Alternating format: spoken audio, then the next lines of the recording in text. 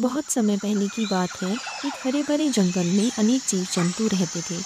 इस जंगल में एक विशाल हाथी था जिसका नाम था भीम, और एक छोटी सी चींटी थी जिसका नाम था मीरा।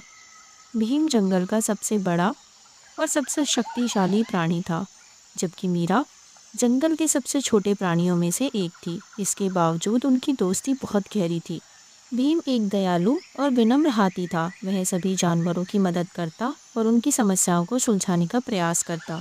दूसरी ओर मीरा अपनी मेहनत और चतुराई के लिए जानी जाती थी। वह अपने छोटे आकार के बावजूद हर काम को पूरी ईमानदारी और निष्ठा से करती थी। एक दिन जंगल में एक बड़ा तूफान आया। तूफान ने पेड़ों को गिरा दिया और नदी के किनारों को बहा दिया। इससे जंगल के जानवरों को काफ़ी परेशानी हुई। भीम ने देखा कि नदी के किनारे पर एक बड़ा पेड़ गिरा हुआ था, जिससे नदी का पानी रुक गया था और जंगल में बाढ़ आने की संभावना थी। भीम ने तुरंत अपनी पूरी ताकत से पेड़ को हटाने की कोशिश की, लेकिन वह अकेले यह काम नहीं कर पाया। उसने जंगल के सभी जानवरों से मदद मांगी, लेकिन कोई भी जानवर इतना बड़ा और मजबूत नहीं था कि वह पेड़ को हटा सके। भीम बहुत निराश हुआ और पेड़ के पास बैठ गया। तभी मीरा वहां आई और उसने भीम से पूछा, क्या हुआ भीम, तुम इतने उदास क्यों हो? भीम ने मीरा को अपनी समस्या बताई। मीरा ने थोड़ी देर सोचा और फिर कहा, भीम, हो सकता है कि मैं इतनी बड़ी ना हूँ, लेकिन मैं अपनी छोटी छोटी चींटी मित्रों की मदद से यह काम कर सकती हूँ। मीरा ने अपनी चींटी मित्रों को बुलाया और सब मिलकर एक योजना बनाई। उन्होंने पेड़ के तने के छोटे छोटे हिस्सों को काटना शुरू किया।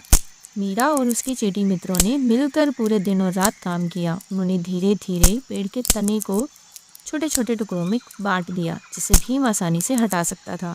भीम ने चींटियों के काम को देखकर उनकी मेहनत और एकता की सराहना की। उसने पेड़ के टुकड़ों को नदी से हटा दिया और नदी का पानी फिर से बहने लगा। जंगल के जानवरों ने खुशी से भीम और मीरा की जय जयकार की।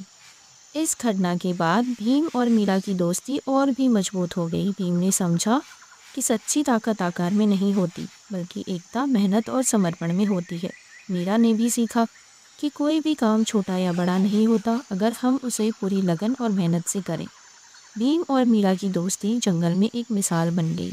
उन्होंने मिलकर हर मुश्किल का सामना किया और हमेशा एक दूसरे की मदद की, और इस तरह जंगल के सभी जानवर खुशी खुशी और शांति से रहने लगे। और इसलिए चींटी और हाथी की इस अनोखी दोस्ती की कहानी जंगल में हमेशा सुनाई जाती रही और वे सभी खुशी खुशी रहने लगे।